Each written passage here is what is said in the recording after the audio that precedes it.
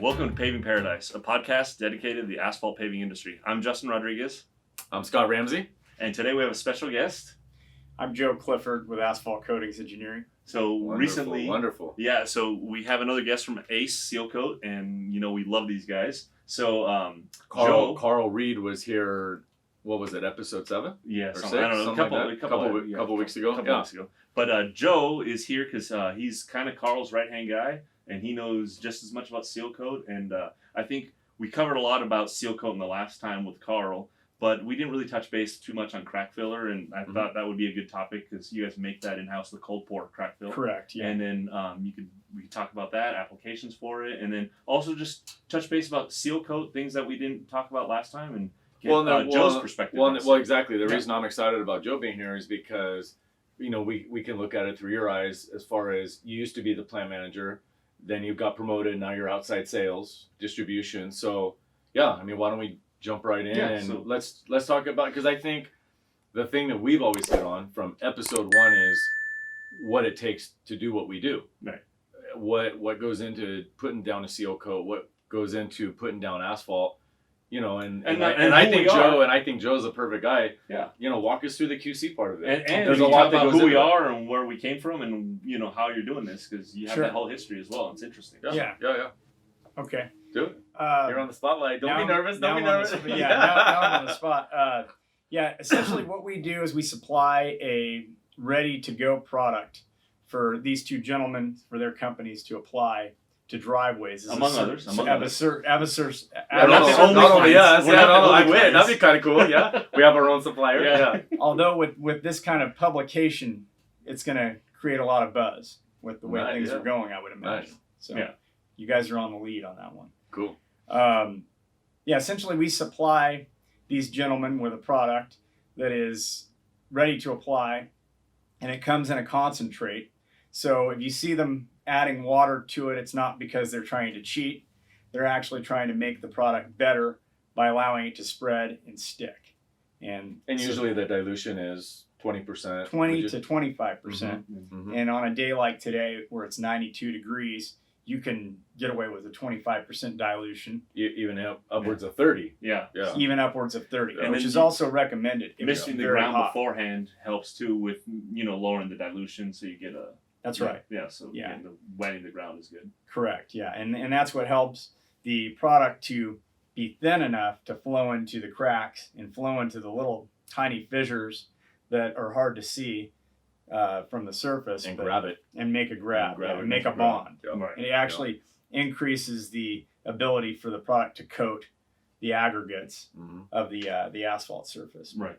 And it is an emulsion, so it's a water-based material that has particles of asphalt suspended, and that's essentially what we produce. So when you mix in additives like the black elixir or anything like that, does that break apart the suspension, or the emulsion holds together pretty well when you're mixing at your plant or adding additives and all that stuff? Sure. Let's have them go through the process. Yeah. Because we didn't talk about that with Carl, so nothing proprietary, but let's go through the process as if you were plant manager again. Yeah. Right. Okay. So we start out with a SS1H emulsion, which is the asphalt suspended with a soap with a water molecule, and of course oil and water don't mix, but in this case it's not exactly mixing. They're just together very close where you can't see them, and it looks like a chocolate. It looks like a very thick chocolate mixture. Right. So we start out with that, and it comes in at about between 120 and 140, 50 degrees. Flows into our plant through a truck. We store it in tanks, heated. Try to keep it at about 130, 140 degrees. And then it flows into our mixers, which are ribbon mixers. And the ribbon mixers are side by side. And in those mixers, we will add a little bit more water, aggregate, which we haul up from down some. It's a slag type material, and that material gets fed up to a chute where it then drops into the mixer in a slow process, like a shovel scoop at a time, and that goes into the mixer as we're putting the asphalt and the water in. We're also adding clay and paper fiber, and those materials all go in to form a real thick paste mixture at first, which allows the ribbon mixture to produce a real fine grind on the material is what we call it. And what it is just a lot of shear. And that's ripping apart of the materials and getting them broken up into smaller and smaller little particles and pieces so that it turns into a flowable fluid emulsion. Like harmonious, or what do you, harmonious, or whatever you call Yeah, it. Homogeneous. That was the nice word. homogeneous. Yeah, so a homogeneous blend, which a lot like homogenized milk. Yeah. So you've got your milk, comes at the store. It's been put through a similar process. It's an emulsion. It's water and fat and a couple of other things. And this product is the same thing. It's a homogeneous But don't drink it. emulsion. Yeah. It's not very It probably tasty. wouldn't hurt. It probably wouldn't hurt you. Yeah. Clean you out. Yeah. Yeah, it would. It wouldn't be good. I don't think it would be too toxic. No, I don't think it would It's- be. Yeah. it- It's in California. Yeah. You can drink everything. Yeah, it's Absolutely. designed to go. yeah. That's a really That's good right. point, though. It's designed to go on the ground in California. So Right. the stuff that we're doing is environmentally Playground, school grounds. Yep. Yeah. Kids Right. are playing on friendly. it. Non-carcinogenic, right? Right. That's right. You Yeah. can spill it on the ground, and it's non-hazardous. It's non-flammable because it's water-based. It takes a lot to really get it to burn even after it's dry. Cars start on fire on roadways all the time with the paving asphalt that you gentlemen Mhm. put down, Mm-hmm. and it has a hard time burning that asphalt, and it'll ruin the asphalt. It'll make it smoke, but it doesn't generally start it on fire. It just ashes it. Yeah. Yeah. Dries the oil out. Yeah. Yeah, and it's a good film that protects the investment that people do, and they have a nice driveway or parking lot. Putting a seal coat on it, it's going to protect That's right. it. So we talked Mhm. about that in the last episode. So I was thinking, do you mind if we talk about your Crackfill? And Well, hold on. Before I had one question. Okay, go one ahead. question. Yeah, of course. So we've gone through. We've made this material, and then then it's done. It gets stored, ready for transport at that point. Correct. Yeah. So the material gets blended in the mixer. It's there's a period of time where it sits there and it blends, and then it goes through a pump and into a storage tank. And the storage tanks are agitated. They have paddles that keep the material spun up and blended. yeah, because the heavy stuff will settle. Right? Yeah, right. Because if it sits for a little time, water will form on the top, and it'll start to the heavier material start to settle out. So Yeah. Just gravity. by nature of Just gravity. by nature. Yeah. Yeah. So we keep it in the storage tanks that have insulation on them, and the insulation keeps the material from caking to the roof because the roof will get hot from the sunlight. So we have Mhm. insulated tanks for the material. Then it goes into a tanker upon completion of an order, and then we ship it to customer yards, Right. such as yourselves with your 6 and 8,000 gallon tanks. And How much material can you guys like when you're just going like crazy? How much material can you produce ready to go? Like, do you judge it per day or per hour? Or how do you guys judge how much material? like the plant capacity, what we Yes. can produce in like a day? Yeah. Like an 8-hour shift. Like an 8-hour shift, Like full blast, like you're like panicking to get orders out. What we can can probably do about 6 to. Sometimes our operator can really bump up his productivity. okay? So he's just turning things over real quick. So he can really increase his capacity by just staying there, not taking a break, Mm-hmm. which he does commonly. Yeah. So he can do 6. He can do 6 loads, usually 6 loads a day. Sometimes 8 loads, like so an extra 2 loads. Was it 24,000 gallons a day? Then? Yeah, roughly. Oh Yeah. man, that's That's a lot of seal coat. more 32,000 gallons. So that's 4,200 gallons times 8 hours. Yeah, that's right. It's Ooh, because I was man, thinking it's like 40,000. 40,000 gallons a day. That's a lot. That's a Right. lot. And That's a sometimes lot. we're putting out that much. If Some we- contractors don't even put that down in a whole year. Yeah, that's right. Whoa, you guys, So- that's a lot of material. It's Wow. it's moving, and we get really busy, and so we see our big productive times are July, June, and Mhm. August, but sometimes we hit the spike where it's September and October, Oh god.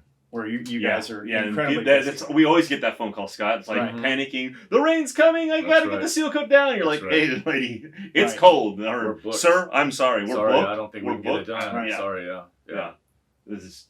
Anyway. Well, that's part Yeah. of living. I mean, I always joke around with people and say that's part of living in California, is people don't realize that there is a definite season. Yes. as Joe talked about early on, Right. you know, there's a right dilution. I mean, the weather can be too hot, so you have to dilute it, and the weather can be too cold, Or the sun, Where- and then the Right. time where to the time change where you don't have a lot of time in the day, and it's just and there's an area of cold. shade, and that stuff will stay wet on the ground oh, for days, days. Right. literally days. Right. Will not dry. There's definitely a season for it. And I think people fail to remember too is although it looks light outside in the winter months, you've got the sun at a lower angle. Yes. Yep. The whole earth is tilted back. Yep. And that sun's coming in. It's just about, it's probably 50% as much heat energy hitting the ground. Right. Yep. And In not a only that, shorter day. Yeah. especially we're spoiled in California when we do have warm weather, but it's deceitful, and Mhm. it's hard for our clients to understand that because that they don't think of that angle attack of the sun. The thing is, they're like, oh, it's going to be 75 degrees tomorrow. Yeah, but it's not sustained. It's 75 degrees as the high, but maybe that's for 3 hours maximum. Correct. Well, and that's not enough for it Well, to dry. and you hit it on the head. You hit it on the head because, yeah, it might be 70 degrees during the day, not realizing it was 35 that night. Yeah, and then at 75 during the day, and then it will drip below 40 at night. Well, Yeah, what I tell right. That my night, that's what right. I tell my customers here on the coast, and I had this conversation a lot this year, and I think after 20 some odd years I'd be getting smarter, and I just realized this year. So usually I tell people, hey, around the time change is when we stop seal coating. We start again when the time changes. Well, now I've been telling people, hey, watch, because now the Weather Channel and AccuWeather, it's pretty accurate. Right. So now I tell people, hey, when you see the days in the 70s and the nights in the 50s, we're ready to go. And it was simple, and that's exactly what happened Right. this year. When the nights were in the 50s and the days were in the 70s, that's when we started That's a seal good coating. rule of thumb. Yeah. That's Yeah. great. I don't know. I mean, yeah, I don't know why I didn't think about this stupid thing. Shane, put that on 20 the years. website. Yeah, there we go. Yeah, 20 years ago. But yeah, that That's was right. just I mean, for the longest time, it was kind of the time change here in California. You know, back east, Right. we just had the Leeboy guy here, and like back east, you're not thinking about it. Well, I mean, it might be May before the ground thaws out. That's right. You know, I don't think about these things. I don't think about snow. I don't think about Yeah. freeze and thaw cycles. I mean, it's just either hot or cold. Right. But we're kind of, like you said, Justin, we're kind of spoiled here. But Yeah. but yeah, Right. okay. But yeah, carry Yeah. on. So, So, I'm lot of really s- lot of excited. seal. Yeah, a lot of seal. a but lot of seal going through there. I am excited to talk about the Crackfill. Yeah, Can we yeah, jump yeah, on yeah. that? 'Cause And we've you never guys- talked. You guys make it. What's the difference between the seal coat and the Crackfill? Or is it the same material, same compounds? You're rubberizing it. So what's the difference? The Crackfill, so the Crackfill that we make at our plant is a cold pour. Mhm. Although we bring in a hot product that you are also familiar with, we don't make that. The cold pour has a polymer modifier, and the same product that's in the SS1H also goes into it. So we have the SS1H, which is the slow set emulsion Mhm. that the seal coat is also formulated with, and in a batch, it's a couple 100 gallons, and that goes into a dispersion disc mixer, and Different than the slurry mixer. it is different than a slurry mixer because it uses just a circular impeller, and it's Oh. blending like that. And your slurry mixer, the sealer mixer, is a ribbon mixer. Yeah, Yeah. going into Going- itself. Right, with a Whereas- horizontal shape. whereas- Because you're adding different materials and properties to the Crackfill versus the seal coat. Correct, yeah. And it doesn't have added aggregate to it. It's just asphalt, emulsion, and a polymer. Mhm. It's a very simple formulation, but the key to it is really good emulsion, which we've found the best emulsions, and the polymers that we're putting in there are very much like what the roofing industry uses. Mhm. So they're very elastic. There's a lot of what they call TG. TG is a property that the chemical industry uses to measure elasticity, and it forms a really sticky mixture of a very thick material. Right, and then we strike it in on the cracks of the rubber V squeegee. It's easy; they can just scoop it out. They plop it on the ground, Correct. and they strike it in. And what would you tell people out there, like property managers and stuff? What's the life expectancy of like a cold pour Crackfill? Cold pour crack filler has a life expectancy that is less than your hot pours, Right. primarily because it started out as it was an emulsified product, and it just doesn't have the the asphalt content that you get from hot crack fillers. It's not as thick. It's not as thick, and it goes down. Its temperature ranges are much lower, and Well, it's just ambient. right, Yeah, it just you open the Yeah. bucket and go. And you go. Yeah. But that's right. the thing is, though, about the cold pours that I really like is that the hot rubberized crack fill is kind of a standalone product. They put it down on the highway and they leave it. It cools down in 20, 30 minutes. They open the road and it's good to Right. go. Whereas the cold pour, when I'm doing a seal coat job, it lays a lot flatter. It fills in the crack. And when I seal coat over it, because they're both asphalt emulsion materials, they tend to blend better together and you don't notice them as much. They Right. still do a good job of filling the crack, but if there's like when I meet a client with a really tight motor core and they're cranking the wheel, I kind of shy them away from using a hot rubber, even though hot rubber's fast to do. It's good. It's a better, longer lasting product. But if I seal over it, it can get gummy, and when they crank the wheel with a power steering, It just looks it aesthetically. tears it apart, and Right. it looks kind of weird. It Well, looks like no. a melted gummy bear on the ground. No, But you're 100% right. What now? Tell me, I've never heard that term before. TG. TG. What does that stand for exactly? It's something that in my knowledge of it, because it's I like always the R value when you're doing compaction or something. I would assume, yeah, right? Yeah. it's a tensile strength measurement, Okay.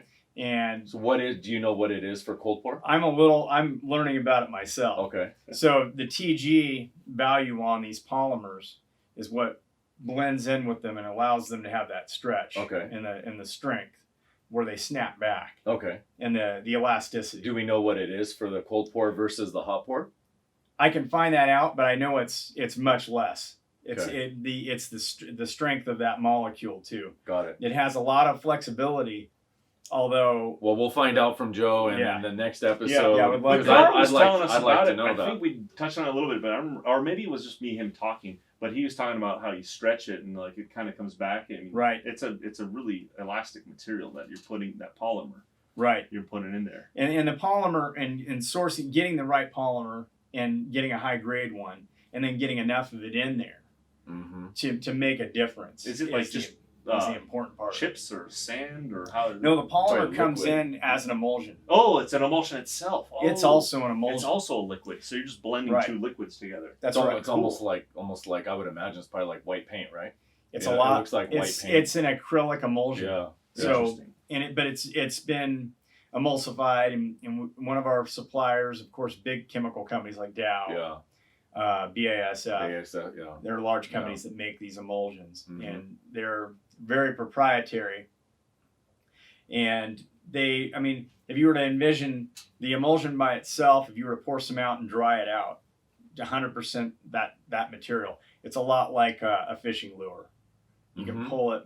It's like a rubber band. Oh wow, Incredibly That's elastic. interesting. Yeah. And it imparts that same characteristic upon the crack filler, and Mhm. it gets in there and we blend it in with lots of shear, so it gets in the molecules are really close together, so you've got tight particle packing with the asphalt and the water and the soap that's already in the emulsion. And Now, should we blend it together when we open it? Because a lot of times my guys will just scoop it out and throw it on the ground. It seems to work. It stays together. Yeah, I it mean, it stays stays together. pretty. What do you We've do? never mixed it. Yeah. Yeah. Or do you think we should mix it? Because I see Yeah. on the bucket on certain manufacturers saying, hey, they should pre-mix Right. it or get one of those bucket blenders and We never on a do. drill. Yeah. Yeah. But what do you think? depending on how old the material is, how long it might have sat at in your storage areas, or if you just got it, usually it's ready to go. It's a mixture that it depends on your application methods too. If you wanted to put it in a drop pot, if you blend it up first, it's what they call a thixotropic material. So if you add agitation to it, the viscosity of the material drops and it turns into a fluid. Oh, okay. So in the pail, it's really It's Right when you thick. get Almost gelatin. Yes. right. It's a gelatin state. Right. So sometimes you can get a pail, and it varies just a little bit because our Oh. process for it isn't super precise like our sealer.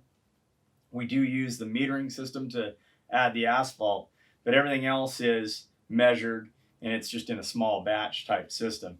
How many gallons of that product do you make at a shot? The Probably Crackfill. 50, one pallet usually, or no, 2 pallets at a time, which is It's probably Well, it's a lot of buckets. 300 gallons. Yeah. and Several so- buckets. Yeah. How That's a lot of buckets. versus a hot rubberized crack filler? I know I buy a lot of your cold pour, your bucket products, but like does Scott buy a lot of it, or like like the cold pour stuff? I mean, does that ordered regularly, or what's the difference between hot and cold? Do you see cold selling more or hot? I think we could see that the trend was towards we sell quite a bit of the cold pour, but we knew that the trend was going to go towards the better product in the whole mix. The cold pour has its place when you only have 50 to 75 or a couple hundred. I mean, you could do a whole driveway with them and put down 5 to 8 to 10. I mean, you could put a whole pallet on the ground.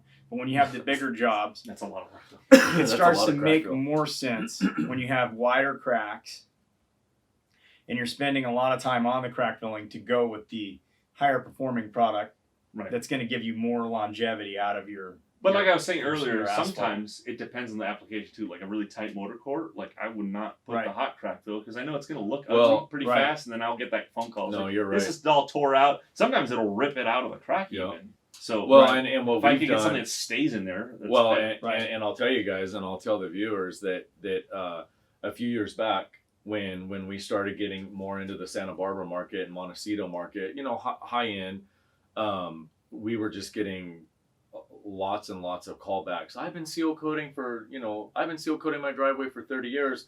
I've never seen a finished product like this. So what it was, it's exactly like what Justin said. They're seeing the hot crack fill. How the hot crack fill literally it floats over the crack. It changes the surface texture. It changes the surface texture. It looks different. So what we started doing is now we just offer both. On our proposal, if there's crack filling that's needed, because in the end, when you add in the labor, because the cold crack fill is actually a little bit more money. That's right. But when you add in the cold crack filler, the labor, it pencils out about. It evens out. It really does even out the same. So what we did is said, okay, if it calls for crack fill, we give them the option, hot or cold. Without exception, well, two things. Without exception, people always call in and say, well, why would I choose one versus the other? And it's exactly like what we're talking about here.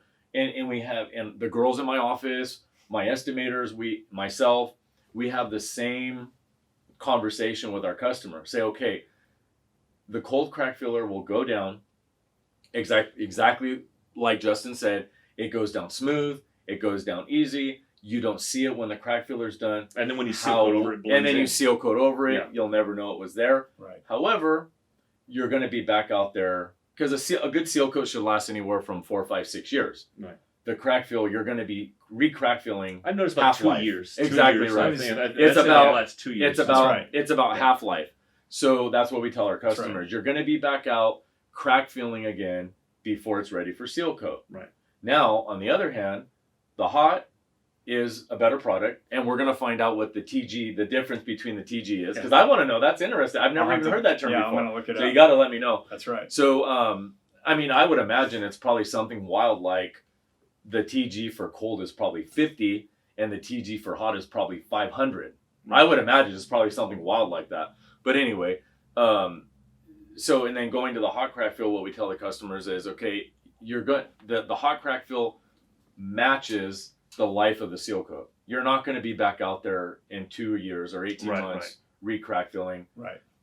But aesthetically, you're going to see it. Aesthetically. And then you can get those gummy parts. Yeah, and they twist it. That just comes with the maintenance part of it. Right.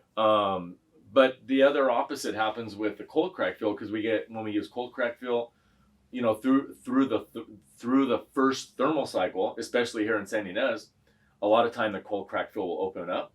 So it splits, especially when they dry, because they're water-based emulsions. So exactly. I guess you get that caked mud thing, and they call me and they're like, "You didn't fill the cracks." So I got to send the guy back out there. And strike it. So Justin, something for you to think about for every customer that calls you about hot crack fill, because I know you're thinking about getting a hot crack fill machine.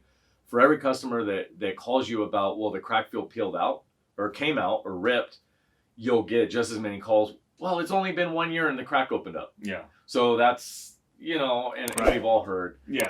So it's, I mean, It's you can't right. win with you some can't. No, people. sometimes you can't. Yeah, sometimes you can't. But the Right. thing is, it's not Yeah. precise. You're trying to limit the percolation of water into the cracks as much as possible. That's right. And Correct. the guys don't get every single crack, and they don't get. I mean, unless people are really nitpicky or the driveway is really smooth and it's obvious where the cracks are. Correct. You can't possibly get absolutely everything. Yeah. I think that's kind of No, a you're right. realistic You're right. expectation. Correct. And expectations are a big No, thing we have that's to a manage in huge this thing. business. Well, and that's why I would right. strongly suggest any of you contractors out there that are doing residential, high-end residential, track home, HOAs, I still think it's a good idea to give just so you don't get yourself in trouble like I've gotten into trouble, give the customer options. They'll call you. It's just an extra phone call you have to make to explain the difference between the two crack fillers.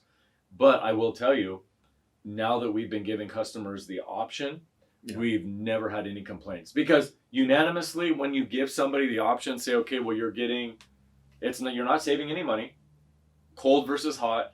We have never had anybody say, okay, do it's the never cold. been an expense thing. I always just Yeah. juxtapose it.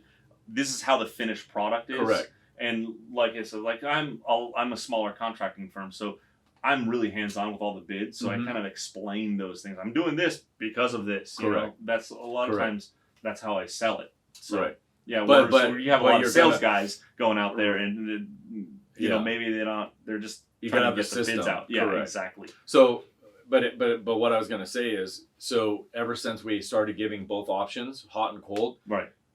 100%, I mean, unanimously, nobody has ever picked cold. So that's the first thing. Nobody has ever picked cold after giving the explanation.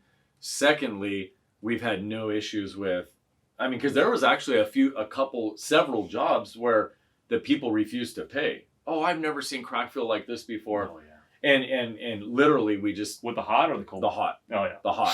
What about Literally, where we just said, we're sorry, don't pay us. Because I was thinking, oh my God, we're going to have to grind the whole asphalt. No. We're going to have to grind it all up and redo It's it. just really picky people. They were out just there. picky people. Yeah. And then when I said, okay, here, I'm sorry, we didn't explain the crack filler for you better. You got it. The job's on us. And, What they got a free about job. They were do you happy. still stock Holy cold cow. pour though, or are you still? We do. Yeah, well, and we're just like you. Yeah. I mean, the cold pour. Because I'm the opposite. I do a lot more cold pour, and I have a small melter kettle to walk behind. Right. Mhm. So my production value for my hot isn't very Oh, it's high low. because it's Yeah. really low. But I'm not chasing like county jobs, and I'm doing it for driveways right. basically. Yeah. And I like to give the people options, like, hey, because it is more significant, the hot stuff. Right. So it's just What are your thoughts on that? One way that you guys could maybe improve the aesthetics, and of course you guys already know all this, you could incorporate the use of the V-squeegee Yeah. to get more of that material, keep it from over banding as much. Correct. That It's also, harder with that walk behind kettle because it's just like a little square, right? Yeah. And it's just it's And really it leaves rudimentary. a really thick Yeah. band. Yeah. No, and we've tried everything, Joe. Right. We go to Home Depot and we get like those metal blades, Yeah. V-squeegees, the metal things. The guy. I remember when you had the old blade on your old hot crack fill machine. Yeah. I remember using it a long time ago. Yeah. And they just had spatulas. Yeah. And, Yeah. yeah. And but the big thing, the reason why it's, and I'm gonna say it, I don't have really any nice way of saying it. The hot crack fill is really ugly because you'll have a rough asphalt surface and it literally changes the texture. yeah. It leaves like a glassy, Where- smooth finish. Exactly right. Whereas That's the right. cold, it mirrors the texture. Yeah. As does the seal coat. And it fills the crack. Right. It does. It does fill the work. crack. Yeah, it does. It works. Yeah, It's it good works. Material. And the only problem is the bigger the crack, the cold pour loses its luster for functionality. Elasticity, Not the list. Luster is probably the wrong word, but functionality. luster. Yeah, Yeah, I was yeah, thinking yeah. luster. But the Yeah. bigger the crack, it's like it's not functional in a big Right. crack because that stuff just because you get that cake mud Right. effect, and then the hot rubber stuff. The only problem with the hot rubber, if the cracks are really deep, that stuff just bleeds and bleeds. You can sit there Oh, to and you'll see China. it shoot off the To side of the China. road. Yeah, yeah, Have you that's seen it right, where they do it? yeah. It's like oozing out the Yeah. side of the driveway. Yeah. You're like, oh wait, it's just like It just bleeding. keeps going to China. Yeah. Yeah. Well, and that's where and you do you guys stock? I think Maxwell has the foam backer rod. No. Does But- does Maxwell have that? I'm not product? sure. I could look into that. Okay. But, Because That's a good idea. we've gotten Yeah. it. We keep it in the yard, and it's a high temp foam backer rod, So it'll and hold. you have to use it. You twist it and then shove it in the crack, and then leave it down about a half an inch, and then it Because a lot of times I do sand. Like I'll get 30 Yeah, sand, you have- yeah. sand, and then Right. to Yep. fill the crack, so the crack fill will stop right there where. But it's sand. sometimes the sand will keep going I forever know. too. That's yeah, true. Right. Yeah. But that backer rod really works. And the backer high rod's temp. the best way to really do it, because what you don't want is your natural expansion joint, which is your crack that's formed. You don't want to put some material in there that's going to keep that crack from opening and closing just a little bit, because Mhm. then your asphalt will start to buckle. Yep. And you'll have a bigger problem. Right. Mhm. And I think that's why the backer rod that Scott was talking about is good, because it'll still move.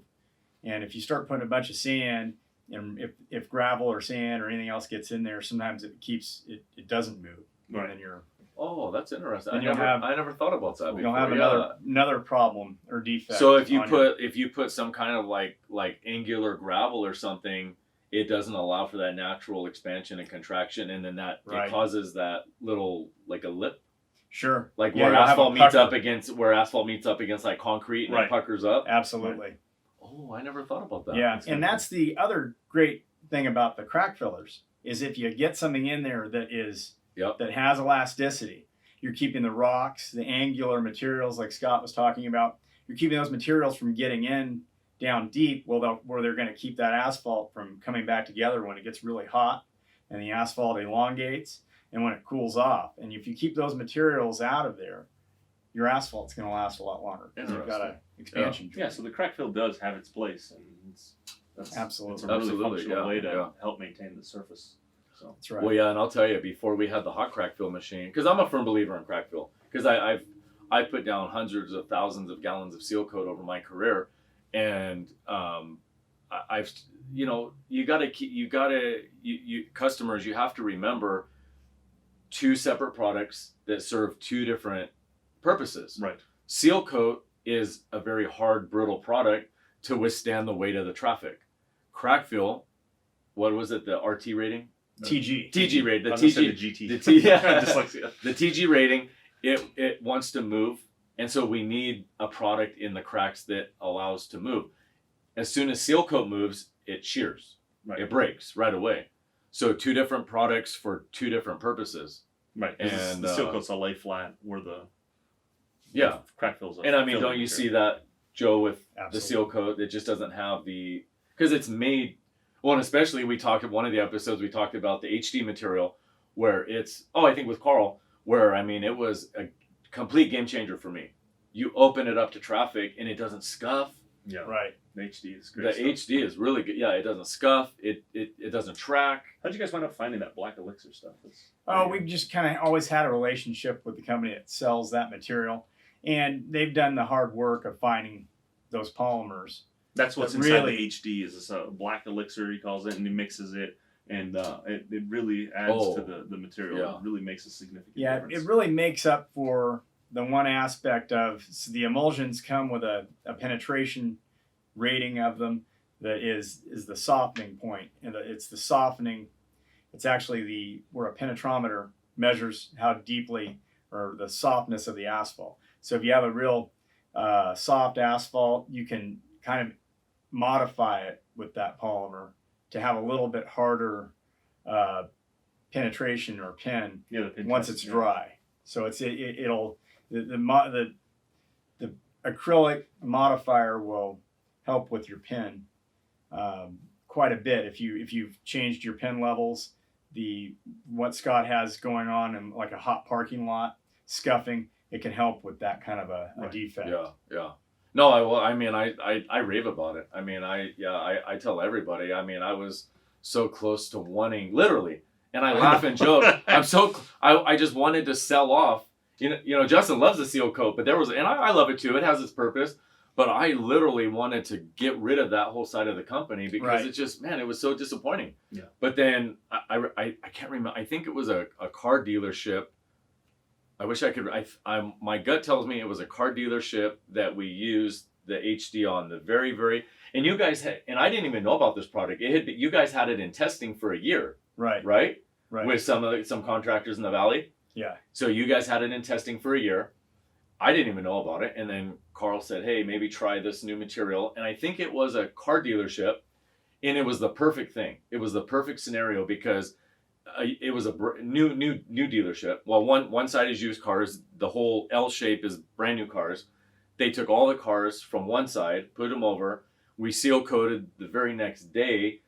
You know, and these bozo sales guys, they don't know, and they were, you know, they just Cranking wanted, the wheel, they just wanted to get the cars moved as quick as they could, Yeah. so they could get back to selling cars. And I went out and I was like, oh god, they're gonna rip this thing up, and I couldn't believe it. Actually, I could not believe it. It was not a scuff mark. It was amazing. We did a job down. It was kind of late year. There's a lot of canopy coverage. So I was kind of worried about the job not drying, but it was near a hospital. And what city? It was in Santa Barbara. Oh, Santa Barbara. Okay. Okay. Okay. Well, no, I just got to get my giving feel. things away here. Anyway, into the season. I think a nurse had parked in the lot, and we sealed around her thing, and she or him, I'm not sure, but they were mad, so they drove them and just cranked and scuffed it all up. It all went away though. It just like I was like, oh no, we're gonna have to redo this lot because it just. But there was, you could tell they were angry, like they just drove like all over, donuts, like donuts back and forth, yeah. and then but a few days later, as they opened it up to traffic, we went and sealed that one spot that they were in, and then striped it, and you can never tell that it ironed itself out. It all ironed out. Yeah. Was that the HD material? Yeah. Yeah. I was like, I was like, wow, someone is looking. Well, no, and that's what I tell people. Like, if it's in San Ynez or Paso Robles on a really hot day, and we do a seal coat, and the guys leave the material a little bit thick, and there is scuff marks. That's exactly what I tell. Somebody calls in, or one of my other estimators. Stretch out. We just tell, hey, give it a week, and then we'll send a guy up with a bucket of seal. And I was afraid I wasn't going to get paid on that one, and like they're like, oh, it looks great, you did a great job. I was like, really? And I went over there, and it was all gone. But I was like, wow. Within a week, within a week, all the marks are it's really good. So it's. Well, I had the same. Good job. I had. Good job on that one. Well, I had the same issue. Actually, this Good happened. job yourself. This happened recently. We seal coated this long roadway in Montecito. Then after the fact, and I tried to schedule it perfectly, but it never worked out. But we did this long HOA in Santa Barbara, and then after the fact, this guy wanted us to chip seal a little side road, and I was like, oh god, we're gonna have the chip roller, the 10-wheelers with rock, the oil truck. And I was like, we were calling this guy trying to get the chip seal done first, seal coat done second. Go as it would be. We did the seal coat. Then right after we were done with the seal coat, the guy called. Oh yeah, I wanted to get that chip seal done. Dude, we've been calling you for 2 weeks now. So anyways, we went back up there. Sure as I knew, the 10-wheelers had scuffed it. Immediately, the people that we seal coated the road for, oh, the 10-wheeler and the chip seal crew ripped up the roadway. No, don't worry about it. It'll, and my estimator texted me some pictures. Within 3 days, it all ironed out. Yeah, it's all gone. Exactly the same. Crazy. Yeah, no, it was wonderful. Yeah, I know. Yeah. Thank you, Black. Thank you. Yeah. Thank you, Joe. Yeah, thank you. Well, that product also too. You've got the product that helps with that, but then if you have the time on your side, where if you've got the striping, people freak out when the striping is brand new and you get those scuffs that kind of go across your striping, and it just helps when you get everything. Once it's ironed out or it's been like a week and you're not getting any more scuffing because the material's really gotten a lot stiffer. Right. Your striping is a little less white. It's very noticeable sometimes when you get those kinds of defects. Yeah, especially right at the beginning. Like in a fresh parking lot. But the one that's always challenging is just people that are going to use the driveway as like a walking path normally because they're looking down. When you're driving at 30 miles an hour or even 10 miles an hour, you're not looking at the road, you're not nitpicking the details. And people will nitpick the details when they're walking their dog down the street. And, like, this crack and this, you get that crate cake mud thing with the cold pour and like, why did this fill up? Yeah, so, but, yeah, I mean, it's just part of the business. Yeah, that is, that's right. Yeah, that's it right. really is. Yeah. Well, I really appreciate you coming out here. Is there anything else you want to ask Joe? Or no, I think we covered a lot of ground. Yeah, we covered a lot of ground. Seal coat, crack filler, and that was interesting because I don't think I've ever asked about the cold crack filler before, but that was we learned a lot. We're gonna get you're gonna get back to us on that elasticity rating, TG rating, so that'd be good for the good for clients, for contractors to know. So. Yeah. Right. Appreciate you coming out here, making time for us. Thank you for having me. So until next time, guys, we'll see you down the road. Thank you, guys.